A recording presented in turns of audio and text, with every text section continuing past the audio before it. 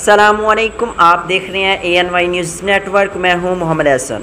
खबर शामिल करते हैं साहिवाल से। Executive director Prince Altaf Hussain की रिपोर्ट के मुताबिक मारूफ समाजी फलाहुद्दीनी शख्सियत मिस्टर कैसर सियाल ने कहा है कि हज़रत इमाम हुसैन अलैहिस्सलाम की शहादत हमारे लिए मशअल राह है।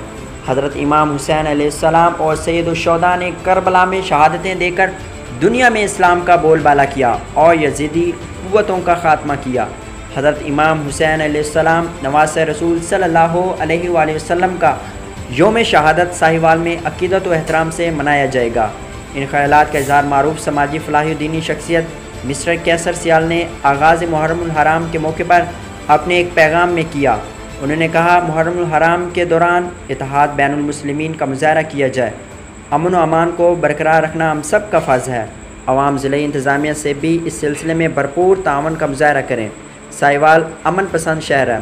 मुहर्रमुल हराम का महीना हमें आपस में भाईचारे का दर्स देता है। इसका एहतराम हम सब पर फ़र्ज़ है। उन्होंने कहा कि 1 से 10 मुहर्रम तक हज़रत इमाम हुसैन अलैहिस्सलाम और सैयदुश्शुहदा अलैहिस्सलाम को खराज अक़ीदत पेश किया जाएगा और मजहबी मकामात पर खिताबात और मजालिस मुनक्किद होंगी।